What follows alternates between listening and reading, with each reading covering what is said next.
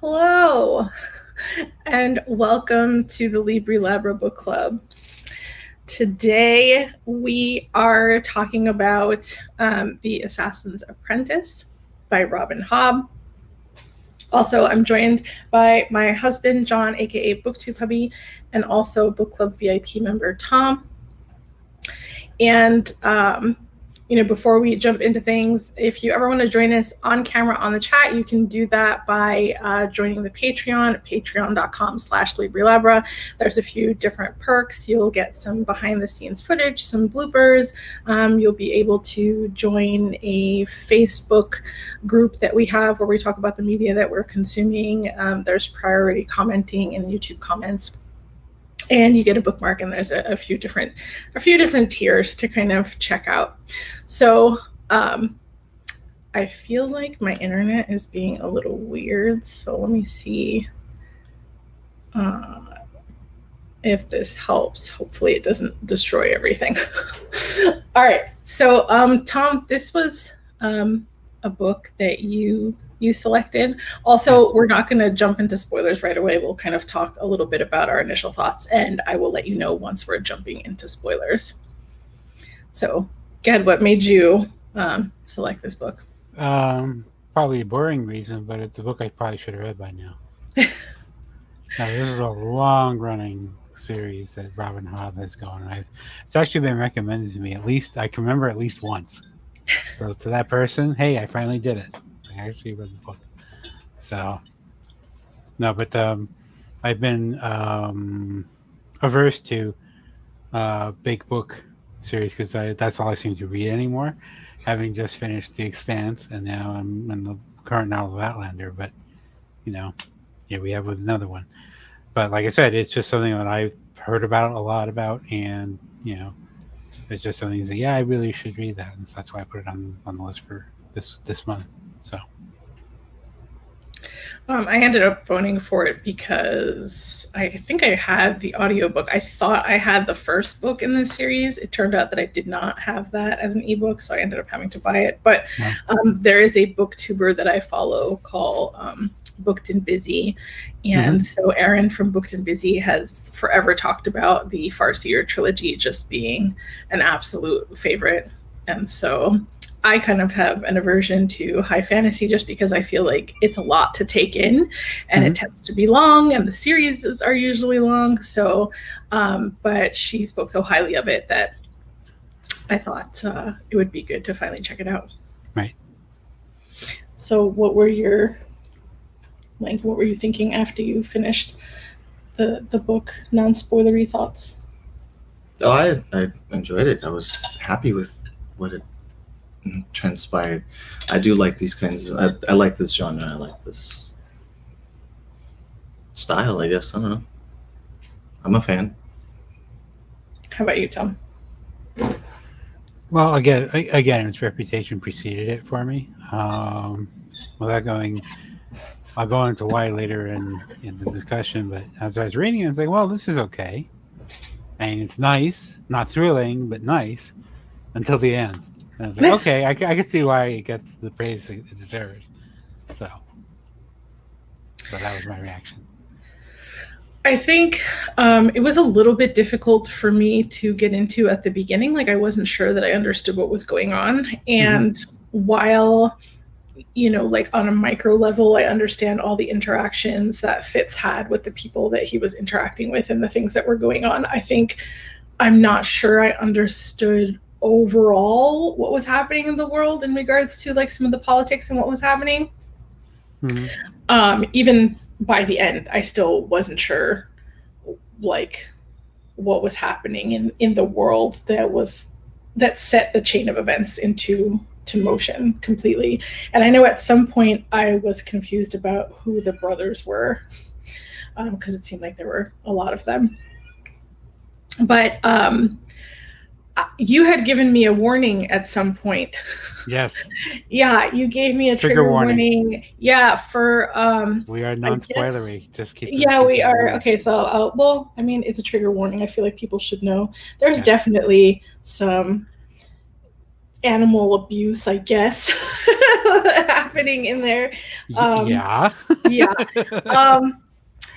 And the funny thing was that you gave me the warning, and by the time I started reading the book, I had completely forgotten about that. Yes. So I was still caught off guard by it. Mm-hmm. But I did enjoy the book, and I'm looking forward to reading the next one.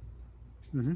So at this point, I think we can now jump into spoiler territory. So if you haven't read it, go read it. It was about 450 pages. It's been around for like 27 years, I think we said. I blew through it.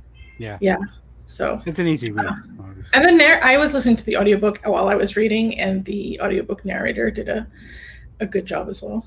Yes. So where would you like to dive in? Well, since you mentioned the trigger warning, we could start with that in case people want to know more about it.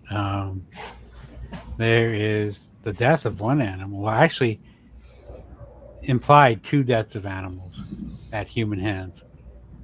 But that was one of the saving graces of the book.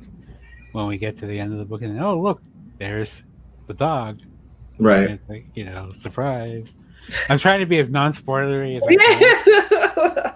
Even though we are supposed to be in spoilers, but that was just such a great.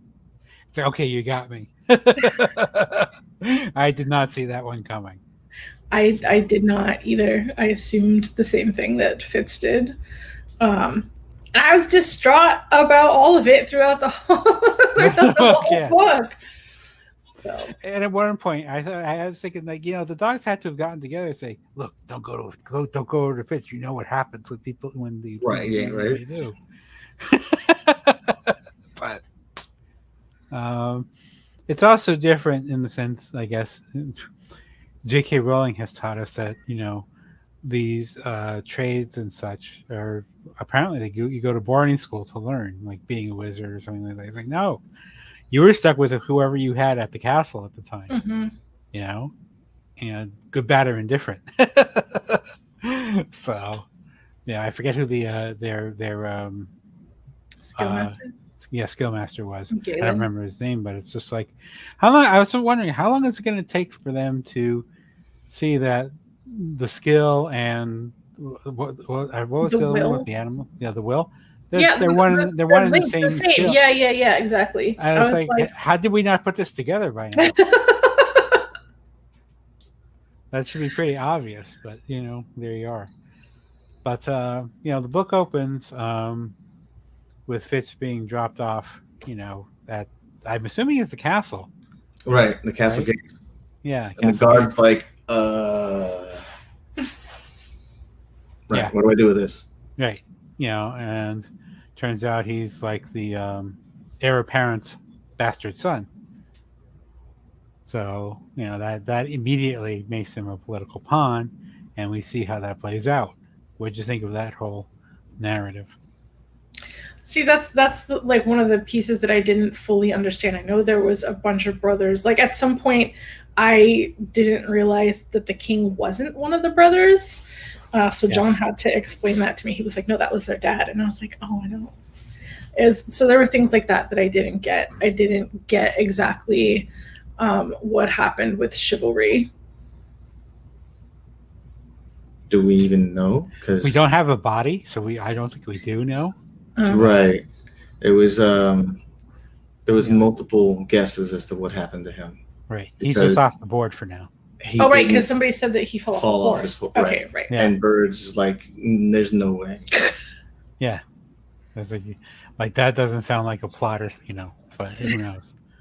But yeah, and it was him, it was chivalry, and then the other two, Regal and Verity, yeah. And then Galen was like a Galen was the skill master. Galen was the skill master, yes. Right, but he was like half brother to. Yeah, but we don't find that out until much later in the story. Right. So. But are we confusing Galen and Chade? No. Who was so both of them were bastards? Yes. Okay. Yes. As was Fitz. Yes. So. I like the time when how they like to explain the heraldry, like you put the slash through. It's like, no, you're not. You're in the family, but not really. Sort of thing. So, But yeah, go ahead.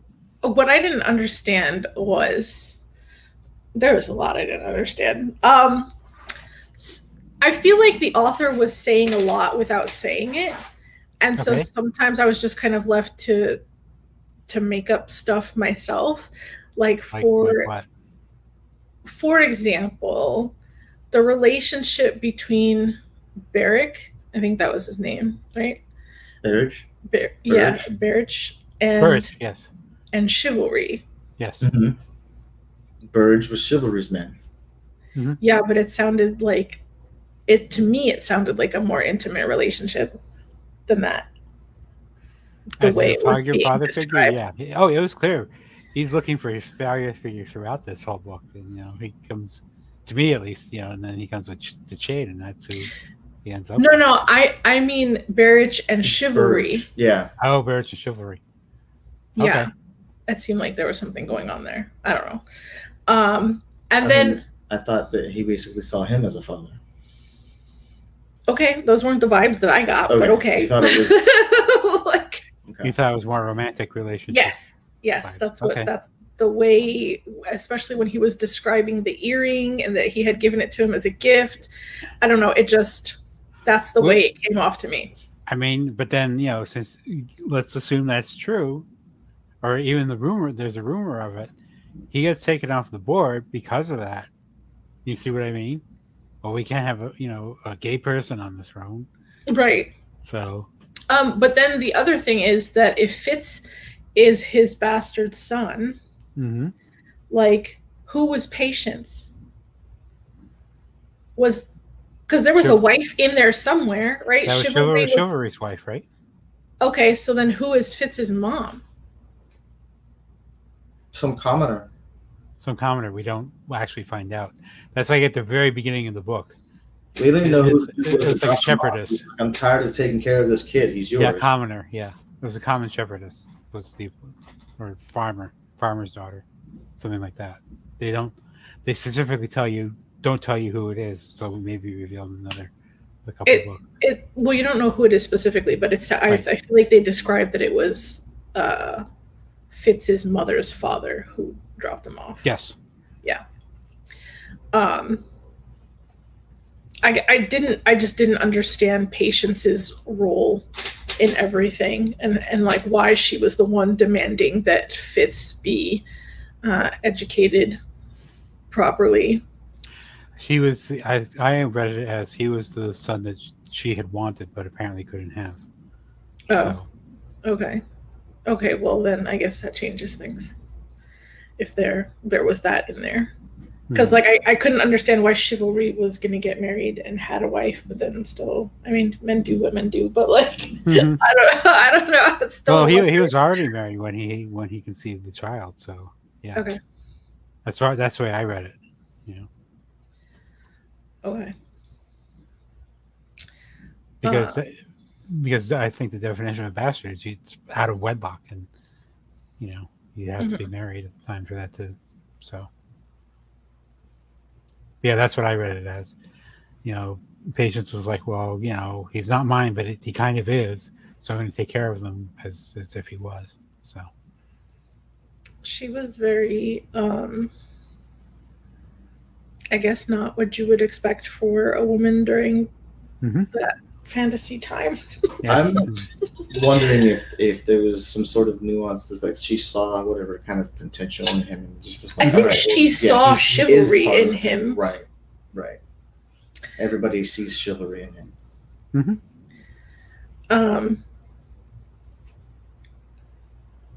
And I'm sure that's where we're heading, right? Like they're talking about him not being able to harness the skill and blah, blah, blah, blah. But Verity had told him that chivalry was a master at the skill. What I'm thinking, was Patience coming to him or accepting of him after chivalry had died?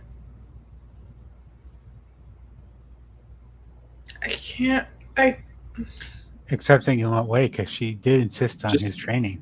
it was just the idea that when she finally actually saw him, and she was like, "Hey, that's who I was, or who everybody's talking about." I was just wondering if when that happened, if that was before or after Chivalry had passed. I'm gonna have to go back and find out. Yeah, I'm not entirely sure. I feel like it would make sense that it would be after. Yes, because he bears a strong resemblance to her husband. So, and she could have been like really pissed off coming to the castle, but then she saw him and said, "Oh my God, he looks so much like him," and that's her. So, who knows? And again, there's 2 other books, so they could easily flesh this out in a later volume. So, but I liked it that they made a point that Chivalry made his marriage non-political. He chose the person he wanted rather than for political expediency, whereas Verity doesn't get that. So it was Regal that was pushing Verity into that, right? Yeah, and I don't understand. Like, I don't understand. That's like what went down towards the end. All of that stuff. Like, I think that's something that will be fleshed out in the second book. That's why I know how to get them to read the book too, and here we are. Yeah, so there was a number of things that really weren't wrapped up there at the end. But I mean, I assume because very early on they tell you what kind of a person Regal was and how his mom had always said that she had her own pride thing going on, and it sounded like she wanted Regal to be king. So I understand like that he was setting something in motion to put him as the heir by taking out his brothers, because that's what it sounds like. Well, brothers. Right. It's interesting, because they really didn't. So then, is that what it was? Is that it was just like to set up some kind of retaliation, power grab that would end up in Verity being hurt, because it would have been assumed that he was the one that called for the assassination of her brother. His brother, yeah. There's a lot of things at play. Mm-hmm. That's what made the last part so enjoyable, because you didn't quite know who was on whose side and who benefited by what was about to happen. Well, I'll tell you what made the end not enjoyable. Okay. Was that there was like no punishment for Regal at all. People were just like, and everybody just had to deal with knowing what he did and just treating him like any other day. There was no justice. Yet. Realistically, yeah. Because otherwise, to do that would cause civil war within the kingdom, and you don't want that. So it's for the greater good to keep the peace. That's the way I understood it. So I think the Apprentice is now going to have to step up in his teachings. Yep. Well, the other thing too is, they are currently at war with the Out Islanders. You can't have the civil war and that at the same time. Right. Which Regal undoubtedly knew. He talked about the ships getting attacked all the time. Yeah. And towns being forged. Oh yeah, that's right. They were what was it they were doing? They were even trying to lure them in to attack them, but that wouldn't even work. Yeah, it was. Which I thought was an interesting premise. Give us the money or we'll send them back. It's like, what do you mean? And then, Yeah, and they come back. Yeah, messed up. Much different. Yes. Did you read the ebook, Tom? Yes, and the audiobook. Okay, so did yours have illustrations in it? Yes, it did. Okay. Which when you're doing the reading, you have to stop it and say, I think there's an illustration here, and you're like, oh, there it is, because it'll go blithely right on. So, yeah, I had no idea there were illustrations. Yeah, I sent you a couple as I was going through it, but which was good in a way, but in a way it was bad, because you have these ideas in your head, and it's like, well, that's not the way I quite pictured it. The one, I forget which one. What was one of the princes? Like, God, that reminds me of Chris Sarandon from Princess Bride. I felt like the narrator sounded like Carrie Hughes Is that how I you don't say know it? how it's pronounced. Wesley, Wesley, yeah. the Princess Bride. That's who it sounded like. Well, the thing is about that, since you mentioned that, it's clear that the narrator is much older than he is in the text. It's like, well, we know he survived because we wouldn't be getting the story then, So take that for what you will. Keeping that in mind, I was curious how the second book was going to go because it sounds like There's a way you can find out. You read it. Are we going to throw him back into the list for later for the We could. I mean, yeah. discussion, or are I we feel going like we have to probably. Oh well. Well, if you want to, please feel free to nominate it. I mean, go for it. So that's why I'm always wary about these series books, because you kind of commit. Yeah. Yeah, it's like That trilogy's not that bad. spoiler alert though. It's like we've been hanging on to the Scythe trilogy for a long time. We're finally finishing it now. It's like it's not that I don't like it, but it's just But that's part of the big. And the Scythe books are pretty big, but there's only 3 of them. But that's not like a part of the rant about big series complaints, which is a good problem to have, but it still is a problem. Anyway, enough of that. I haven't had an issue actually rereading multiple books, so. Oh yeah, same. So.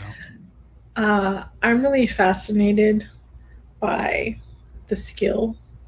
Mm-hmm. It sounded very interesting in regards to because it seemed like they were popping up in each other's dreams and each other's. Oh, okay.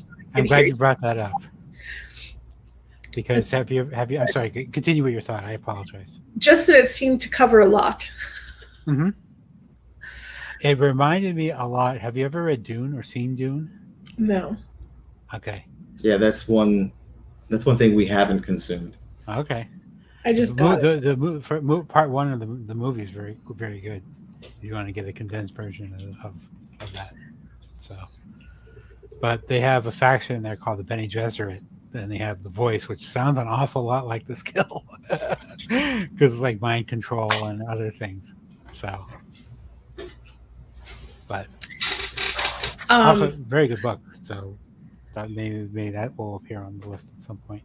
Yeah. I did just purchase it recently, so good. plan on reading it. But, I'll throw that in as a classic that I need to read. Mm-hmm. So The Fool. Mm-hmm. I feel like that gave me a lot to think about. One, was he really appearing somewhere at any point, or he was just showing up in Fitz's dreams? No, he was randomly showing up to Fitz and helping him and doing things for him. Okay, because a lot of the times it sounded like he was in Fitz's dream, and I was like, wait, is he real? He would normally find Fitz when there's like nobody else around. There was, it went after. It's usually in peculiar times. Fitz would just randomly come across him. Mm-hmm. No. But for reasons. Is a fool and a jester normally the same thing-ish? He occupies that position in the court, yes. Okay. And then is he normally like what's the word that I'm looking for?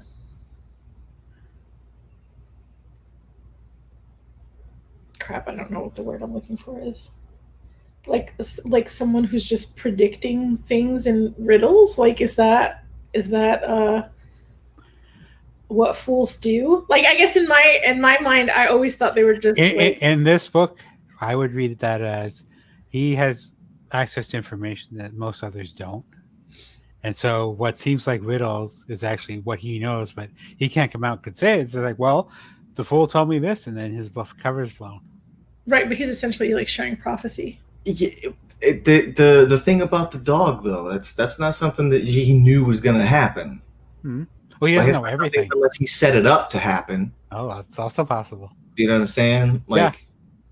Fixes, suffices. Do you remember? Do you understand what that meant now? No. I have no idea. What was the name of the dog that he had pulled the bone out of the throat? Oh, I don't remember. Fixes, Fices. What was the name of the dog? It was the name of the dog was part of that, and then the end of it was fat suffices. So he used lard of grease, whatever yeah. was around, the grease to Oh. loosen it up to get it out. To get the So what he said was literally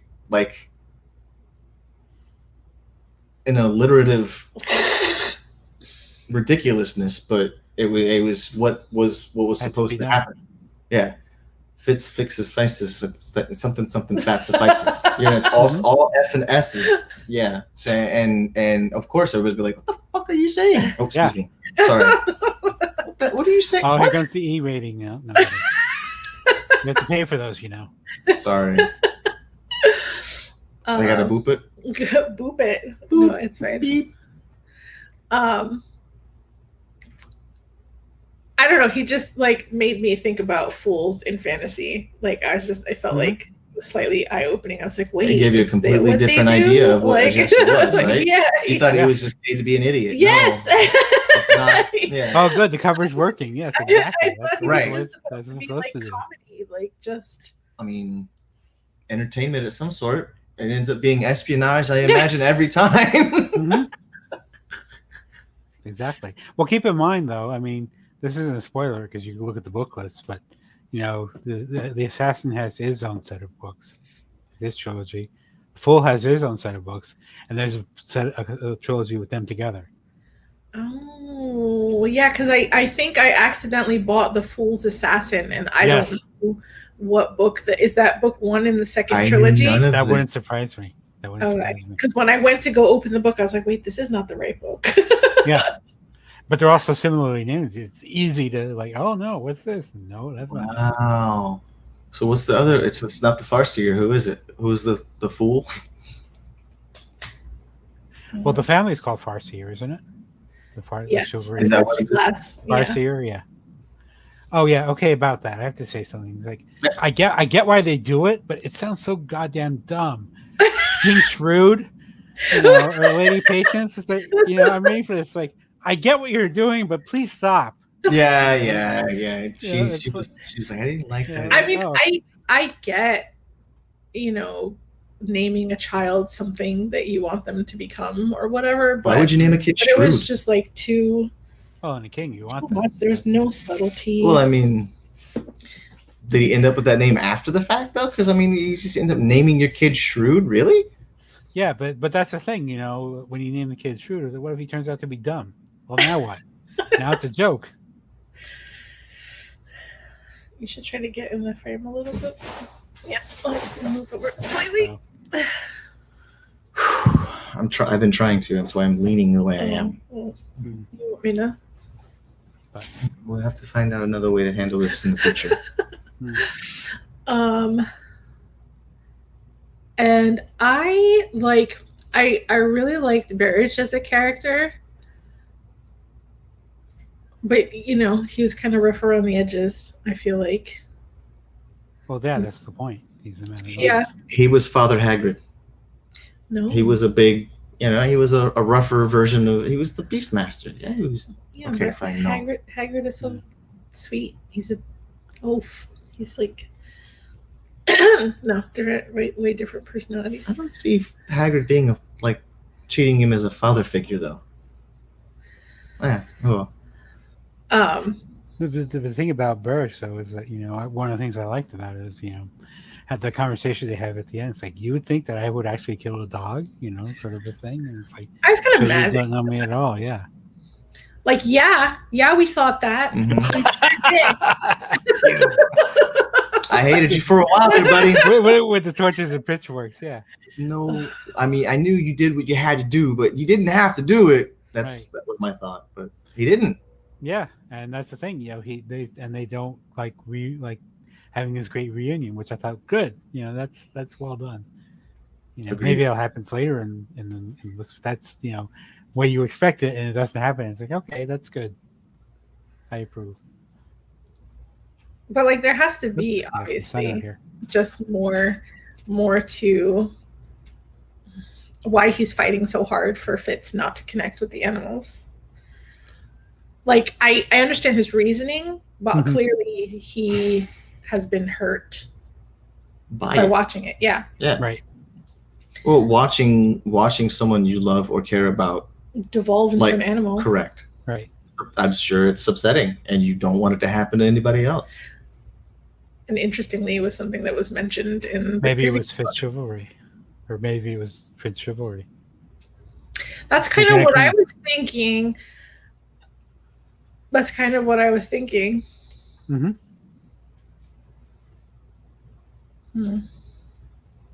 Like, it would have to be like really traumatic and close for him to be fighting so hard. Right. But at the same time, like, maybe Fitz is strong enough. But that would explain why Chivalry had to go away to his castle, far off castle, you know, because that's to recover from his addiction. Yeah, because he was already in that, or they couldn't reverse it. So he's an animal, and let's just give out that that he's dead. So something happened. He gave into his animal instincts, and somebody killed him. They covered it up by a who knows, a horse accident. Yeah, no, I think you guys are right. I don't think he's dead. Yeah, well, again, we don't have a body, and let's like we weren't shown the scene and the things. Yeah. Anything could be possible.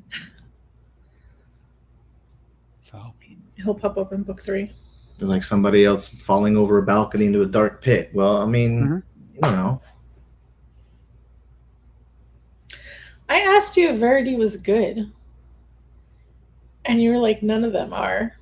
I don't know. I said, well, you'll have to see, didn't I? Eventually, I was like, you stop asking me these questions. Well, the way they built up in the book, it's like, yay, maybe, and no. And That's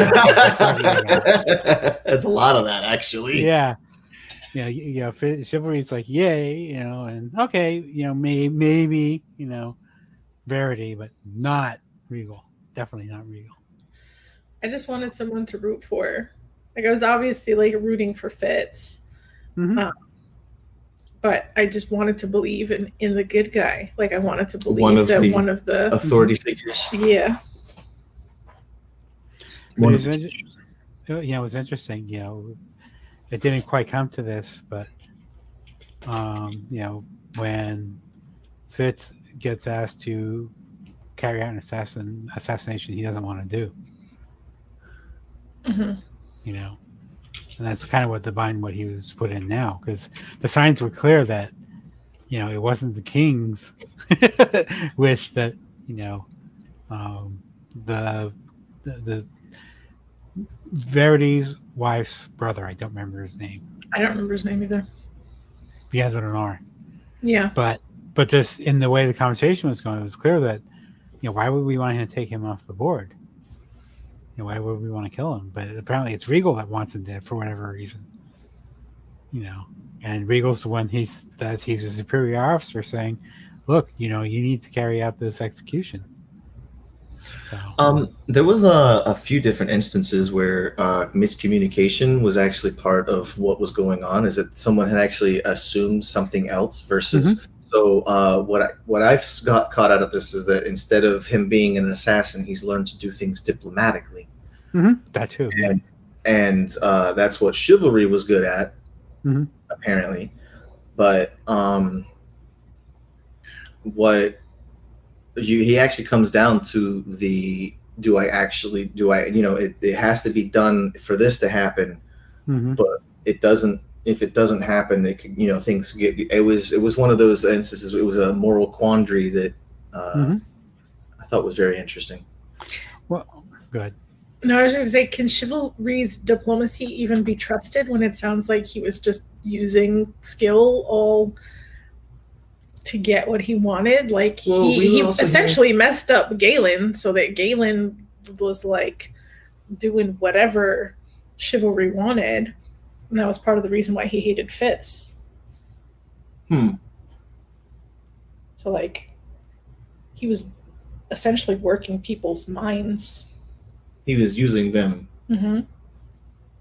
I thought Galen hated Fitz because he was a bastard like him. I know, like, I think it was Barrich that kept saying, I don't understand why Galen felt about Chivalry the way he did. It's so strange. It's so strange that he was like... It turns out to be his dad? No. His brother, no, just like, he was just saying that it was strange that he was like, not in a romantic sense, but he was just such a puppy dog for Chivalry. So Galen was, right? And so it was for that. He had no choice. right, because chivalry was using his skill on him to that degree that that runs counter to his character. I mean, not to say that you're wrong, but that would seem to run. That's not very chivalrous. Right, but also it plays into the same fact that Barrage was like, "Don't ever do that to me again," because it's happened to him before.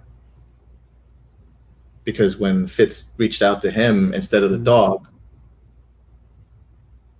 it worked, but it scared him, and he jumped back out, and Barrage was like, "Don't ever." When exactly did that happen? I don't remember when, but I just remember that happening. I kind of remember like him saying something about putting space between himself and Fitz, but then also hearing that Fitz had been feeding off of Barish's energy, which was why he left. I think it was Regal that said it. Maybe it was Regal. I don't know. Somebody was telling Fitz what he had been doing, that he had been taking energy from Barish.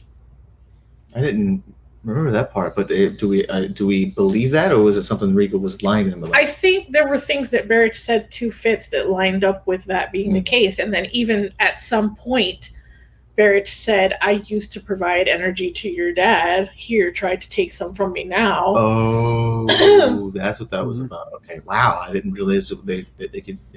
Basically, it was I could use a siphon or a battery. Yeah, and then because well, that's why when Verity was trying to mind control the Out Islander ships, he tried to tap into Fitz's wellspring. Oh, yeah. So it's like apparently it's like a battery. You can just tap into people who are sensitive to it and use it. Interesting. But if you do it too far, you'll kill the person. You'll kill the person. Yeah. Maybe that's what happened to Chivalry. Maybe he was tapped into by somebody. Used him. Yep. Somebody used him. Regal to do something this for somebody else. As in they sapped him instead of to try and do something else for somebody else. I don't know if I mean, obviously it's possible, but I just feel like with the way they talked up Chivalry's skill, that doesn't seem like it seems like he would be trained enough to prevent that from happening. It runs counter to the character, yes. We see a lot of that lately. Yeah. But with Verity and Fitz, the reason Verity took energy from Fitz was because Fitz specifically used the words without realizing what he was saying. Right. He used the words "I'm a Kingsman" or "I'm a Kingsman" or something like that, which is, I guess, what their siphon troop was called. Oh, the coterie. Right. Yeah, but it's the kind of thing where, Verity says, we have Galen, but he's training to be lapdogs like him. As we want somebody who will get people who can think for themselves. For example, with when I forget what kingdom they actually end up for the wedding, the Northern Kingdom. It's clear to me that Regal has been feeding disinformation to the king for months. And he constructs a situation where the brother of the girl has to be killed, and then Fitz arrives on the scene, and he sees clearly that probably shouldn't happen, but yet Regal is the highest ranking person there. So now, I thought was well constructed. The day that he was killed, what was it exactly that happened? Fitz put poison in a glass that her brother didn't drink from, but the Princess Bride, with the poison. That's what it reminded me, But it's the kind of thing where, they didn't realize, again, neither of them realized that both glasses were poison. So, but I loved the sister's response, like, "You idiots." she knows what they're doing, but she also doesn't realize that both glasses are poison. So, but also there was a whole bunch of talk about smoke that was, I guess, impairing their judgment. Yes.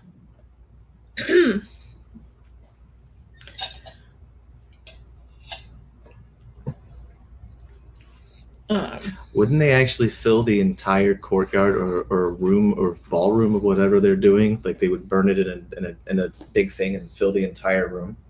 Well, it was a celebration after all. So. Who was the other like animal person that was trying to kill people that got killed? Because they were saying that he somehow avoided the smoke because he was all clear-headed and stuff. Who was the other skill one user? Of Regal's men? One of Regal's men? I guess he worked with Barrage, and he was also the one Oh, it was the one that Cobb, yeah. Cobb, yeah, he's the one who attacked Barrage. So what about him? I was just trying to remember his name. Okay. I couldn't remember his name. But Fitz was saying that he was all clear-headed. So I was just wondering, like, how was he avoiding the smoke? Was he literally not smoking? And Fitz smoked and other people smoked? No, I don't think any of that was actually specified, whether or not anybody specifically partook or if it was just filling the area. That's what I had assumed. I thought it was just filling the air. It wasn't like you're smoking a cigarette. Well, so that being the case, I was just curious how Cobb had avoided being affected by it, because it was somewhere else or doing something else. Yeah. And incidentally, going back to the trigger warning, he's the one who killed the dog, apparently.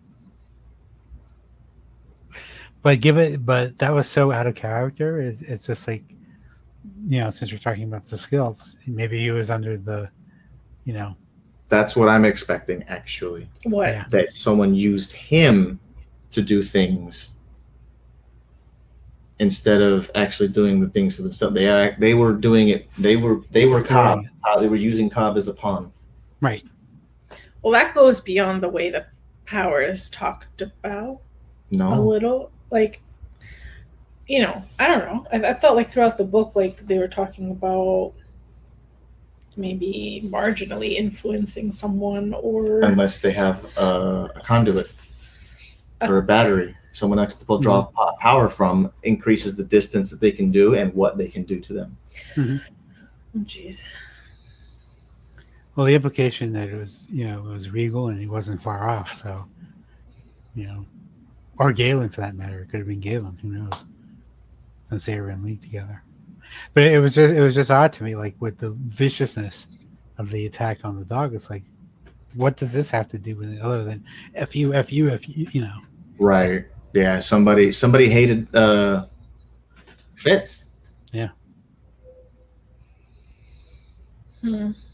So maybe they see him as a potential heir to the throne.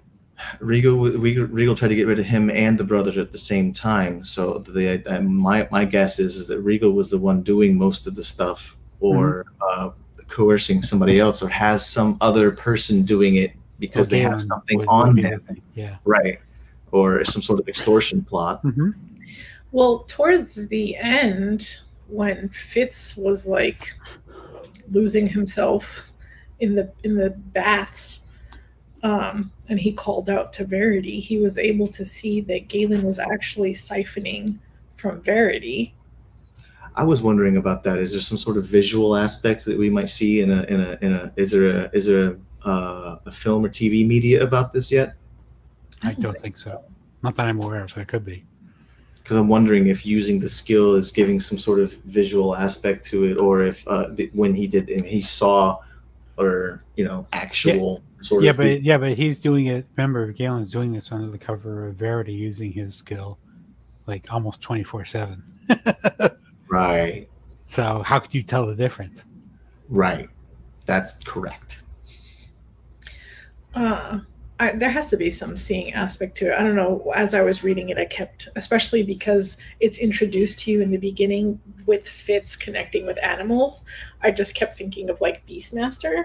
It's like, and how he used to be able to see from like the Falcon's eyes and stuff like that. I'm probably late to the party on this, but maybe that's why they're called farseers, because they could see through other people's eyes, and apparently, or smell through their noses, as in the case of Nosy. Just being able to. Yeah, being around. Yeah. What is it? And this is something that they're like all royals have, or just their. No, not They're- all royals, because they had some kind like not royal family there. Bastards. Yep. Oh, yeah, but it does. It does. Did they say that it's passed down by blood? That's what I was wondering. Yeah. I thought so. It would have to be. Okay. I Because mean, once again, we have a book where it's not what you're trained to do; it's who you are that counts, which I'm not a fan of. No, because it's like, well, you don't. There's no work to it really, other than oh look, I have this talent, right. So now, granted, they do. To her credit, she does show Fitz, thinking he sucks at it, but he has help believing that he sucks in it too. Sure. The fact that he could go toe to toe with Galen, and him being a new skill user, and him, Galen supposedly being, the master, says a lot. I think he actually said something about Galen. No, Galen seems like he knew that the kid had more power than him to begin with. Mm-hmm. And it seemed like that's part of the hatred towards him. But I think Galen actually did describe at some point that how hard he had to work to get to where he was. Right. Uh-oh. Tom froze. Yep. Yes. Maybe you'll unfreeze. All right, I have to run to the restroom real quick. I'll be right back. Okay.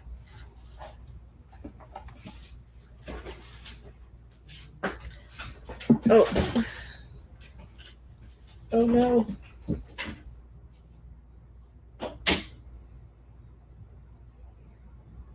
Sorry.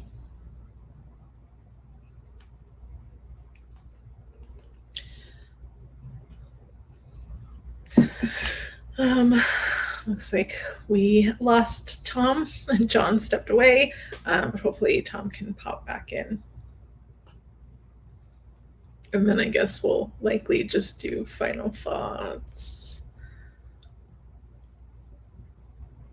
Maybe.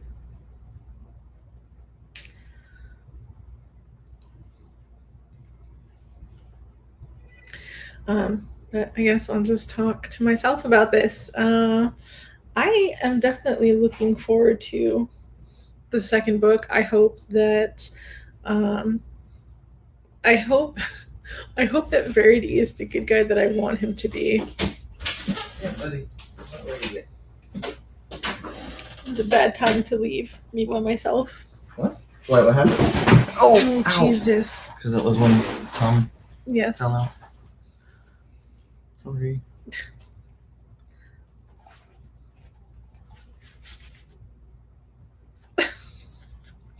Oh my. I don't need it.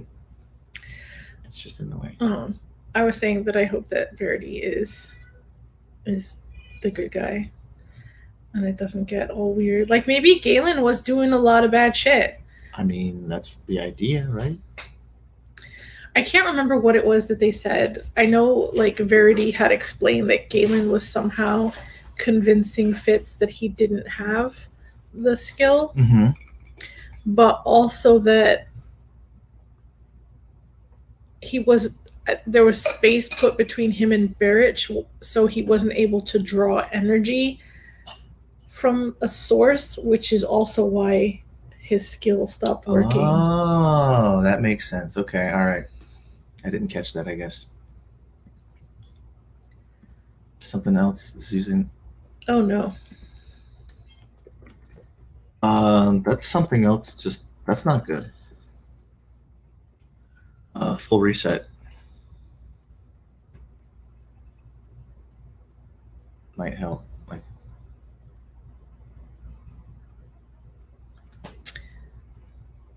okay. well, just a full not an uninstall, reinstall, but like just a power. Yeah, cycle. he said he's rebooting. Yeah. Okay.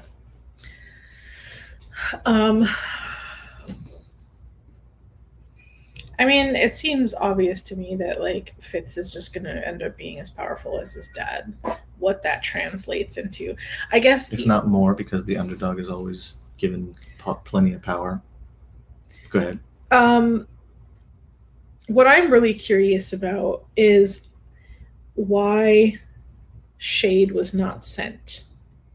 To do the thing? Yeah. Because he wanted to get rid of the bastard too. Who wanted to get rid of the bastard Whoever too? was trying to kill them both, not just...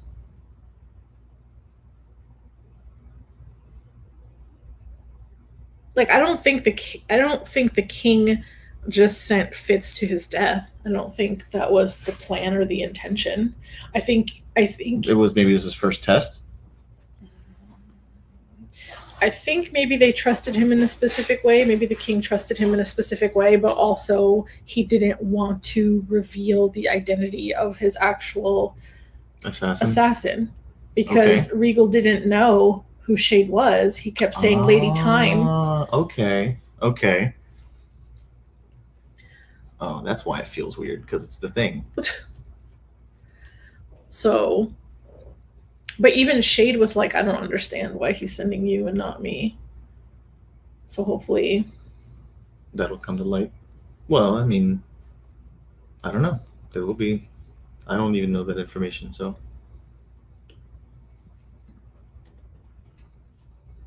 Okay. Tom's having some technical difficulties. He'll be right back. I don't know if we should jump into our final thoughts or just hold off a little bit longer. Wait until we give him a chance to come back.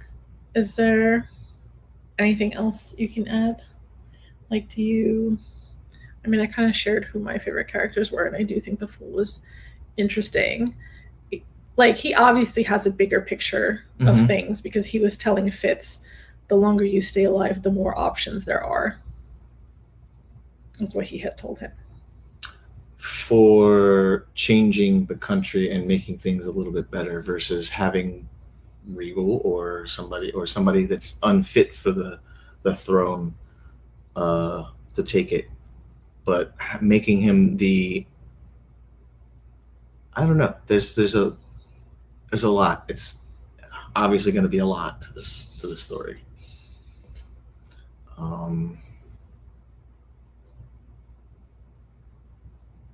don't know about favorite characters though. I don't ever think about that actually. Usually, I didn't realize there was the narrator that many trilogies that related to everything. There's a lot of the same type of stuff happening in all of them. No, but I didn't realize there was like an entire trilogy with the Fool. Oh yeah, dude. To understand that, that's the reason on my face. I was shocked. I'm surprised. I want to know more. Hopefully, if I can get this to pop up. Oh, well, that's did we lose good. internet too? Is it us? Oh no. But still, the time is still going. That would be weird. Oh no. That would be weird if we... Hopefully it's not us. That's not looking good. I just wanted to look it up. Okay, well, that's not working. I think it's us. That would stink.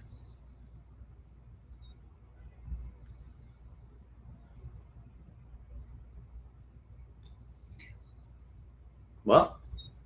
No, it looks like we're still live. Yep. Well. No, it looks like we're still... So, what is happening? I don't know. Look up stuff on your phone instead. Okay. Hold on. Sorry. I'm looking up the Robin Hobb trilogies. Okay, so... There's the Farseer trilogy, the Live Shipped Traders trilogy, wow. The Tawny Man trilogy, and that's where there's Fool's Errand, Golden Fool, and Fool's Fate. Okay, so the Tawny Man. But there's also like I saw like the Fool's something else. The Fool's Assassin. Oh, here we go. Oh my. The Fitz and the Fool trilogy. So the Fool's Assassin, the Fool's Quest, and Assassin's Fate. And then the Soldier's Son trilogy. Shaman's Crossing, Forest Mage, Renegade's Magic. That's a lot. The Rain Wilds Chronicles. Dragon Keeper. There's 4 of them in that one. Yeah. Oh. What have we done? That's a lot. That's a lot. It's a trap. I guess what this is totally a trap. I guess we'll have to. Tom did it. We'll have to go through these slowly. I still have some of the Leigh Bardugo books to pick up on. Do you?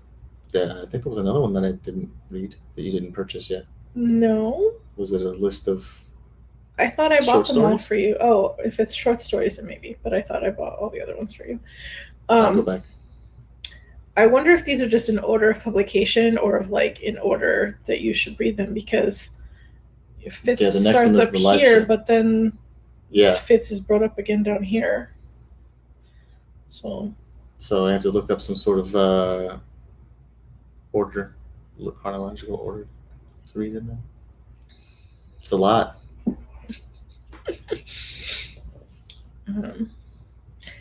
I guess I'll start reading more high fantasy. Final thoughts, or are we still trying to wait to see if Tom gets in? I'm gonna give it like 2 more minutes to see if Tom can pop back in. You can do it, Tom. We can do it. So that he's able to share his final thoughts on the book Ah, that yes, he yes, selected. Better Yeah. be able to. Yeah.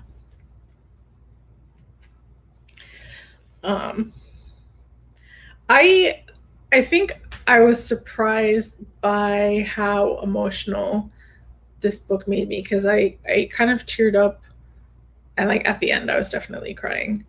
And I know that the animals was like one thing, but there was still, I was pretty distraught when Shade had told Fitz to take something from the king, and how, like, I felt how Fitz felt, how depressed he was, Like, and oh how God, he yeah. felt like told me to he do was just something in, against in the this, guy I'm supposed to be. this Yeah. moral dilemma, and he was so stuck. And then I think the part that made me really emotional was when Shade finally showed up and was holding him, and he was like, you were right, I shouldn't have asked you to do that, you were right. Holding who? Fitz. Oh, like consoling him? Yeah. And maybe I want to say that like those moments of the most emotional impact were definitely the same moments that they provided illustrations for. So I don't know if they chose those moments because they were already so emotional, or if the fact that I was provided a visual is what made it more emotional. Yeah, I mean, both of those could be accurate. Be very accurate, yes. So I don't know. I don't know what the best way to have you see all the illustrations is. That's to go through the book again, right? I mean, visually? Yeah. Are you gonna like visually read the book? No, just go through it to find the pictures. I mean, I guess. I mean, I probably will end up reading it again, considering there's information that I missed. I'm very hungry. I know, me too. I know we shouldn't talk about this, but what are we doing for dinner? What are we doing for dinner? I don't know. I wanted pizza. I kind of agree. What? Really? Unfortunately. We might have to then. Okay. There was multiple times that the Fool had visited Fitz to give him much needed information. It's really, what is it? I really want to know how he knew he was going to help the dog. Unless he made it happen. Unless he gave the dog a bone that he knew he was going to get stuck in his throat. It sounded like it was Patience's dog, right? No. Whose dog was it? It was somebody else's dog. I thought it was some random person's dog that she kept carrying around like a baby, all swaddled in a No, it wasn't blanket. random. It was her dog. Yeah, it was her dog, I'm saying. But like it was just a random person. All right. And their dog. And she was like all distraught because it wasn't the dog was dying. choking and like not breathing and being swaddled to death in addition to choking. And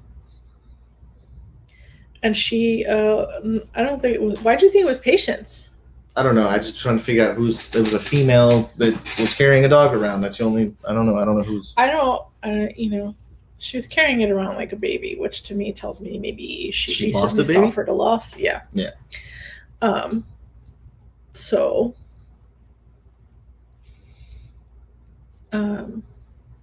but she also did not take what he was saying very kindly. Right. Like, she kind of just didn't want to hear it. She was like, no, he's fine. Well, because I know how to take care of my dog. You know, that's that kind of person. Like, probably shouldn't give it fish bones or chicken bones. Or wrap it so tight that it can't even breathe. So.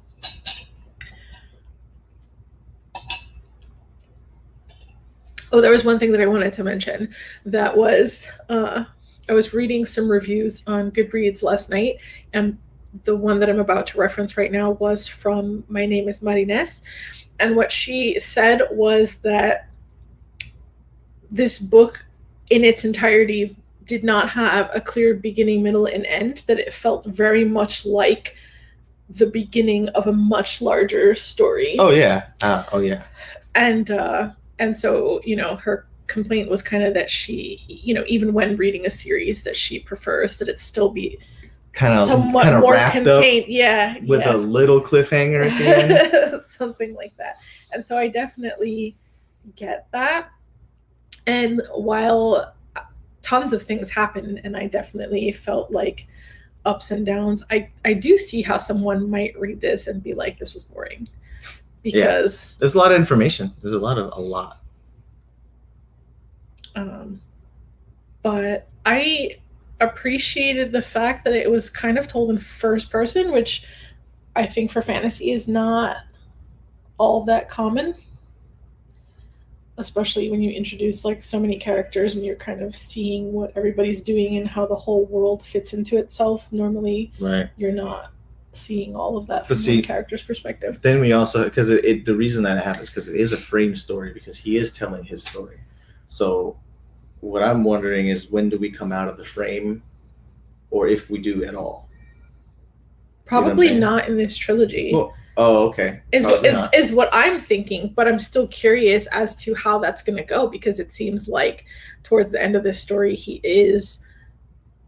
has his own kid, does he not? And he's a bit of an old man who's kind of like... Tell him he's just writing his memoirs.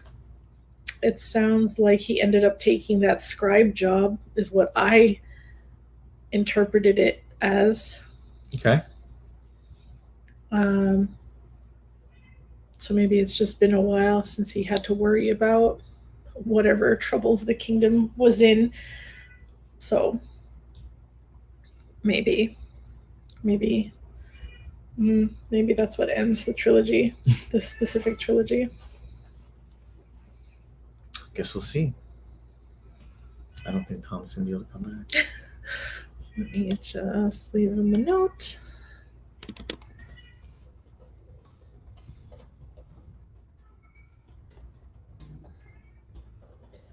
Just a second, guys. I'm waiting for Tom to do a full reboot.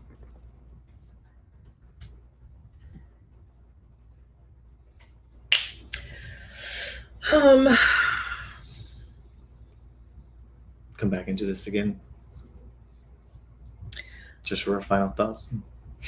No, I'm not making an entire separate video for our final thoughts. I'm just trying to see if there's anything else I can add. I was fairly intimidated when starting this book. Okay, he said to wrap it up. Boo. Okay. Okay, so